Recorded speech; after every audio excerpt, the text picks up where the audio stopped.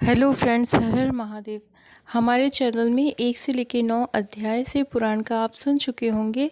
इस वीडियो में 10 से लेकर 11 अध्याय से पुराण का है।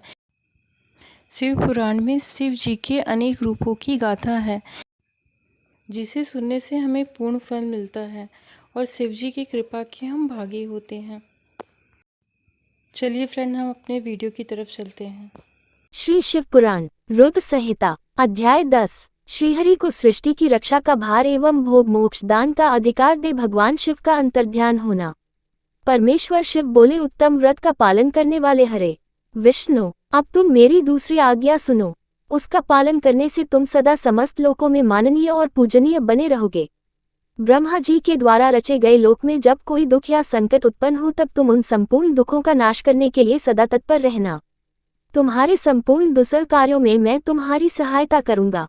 तुम्हारे जो दुर्जय और अत्यंत उत्कट शत्रु होंगे उन सबको मैं मार गिराऊंगा।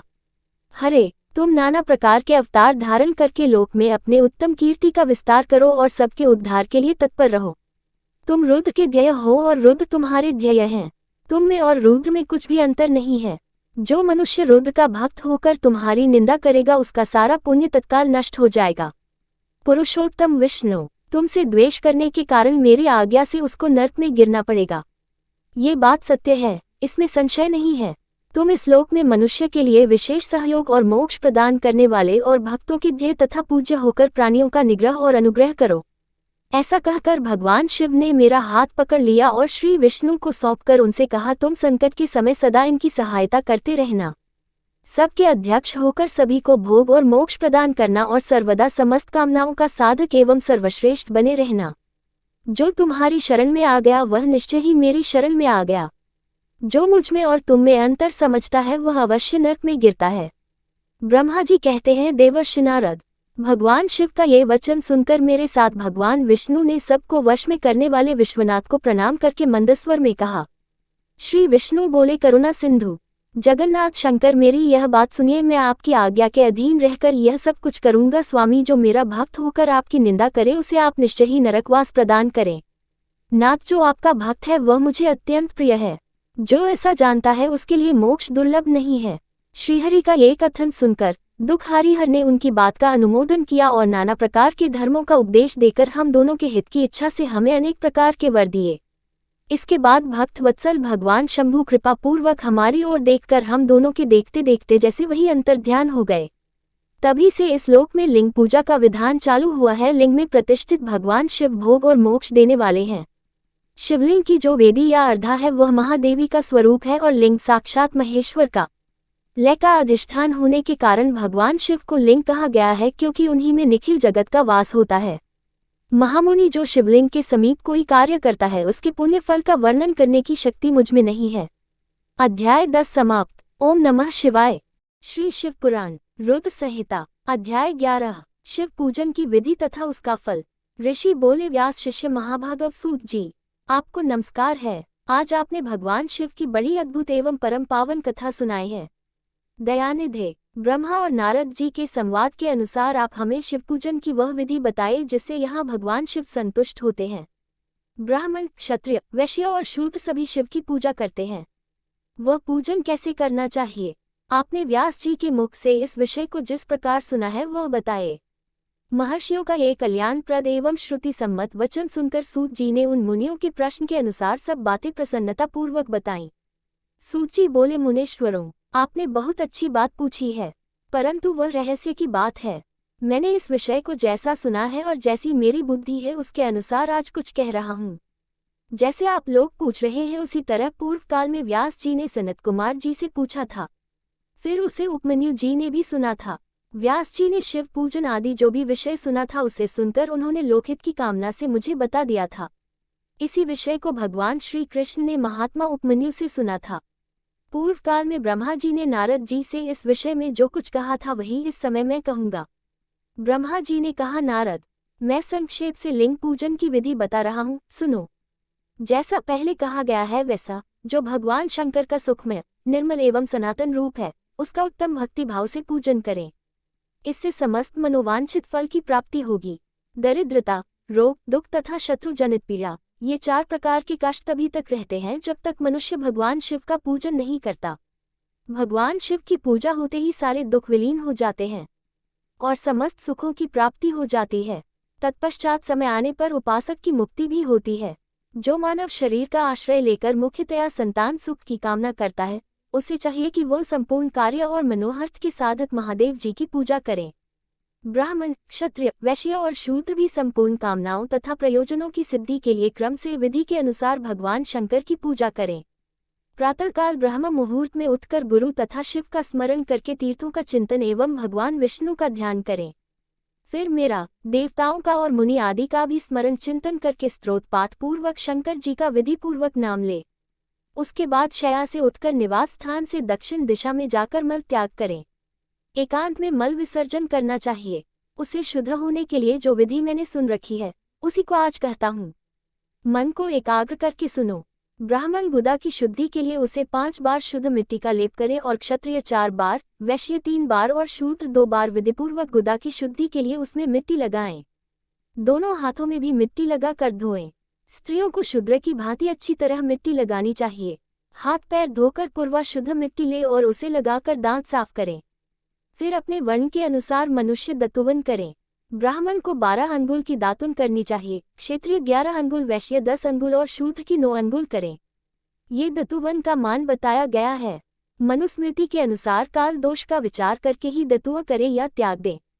तात, षष्ठी, प्रतिपदा, अमावस्या, नवमी, व्रत का दिन, सूर्यास्त का समय, रविवार का श्राद्ध दिवस ये दंत हवन के लिए वर्जित हैं।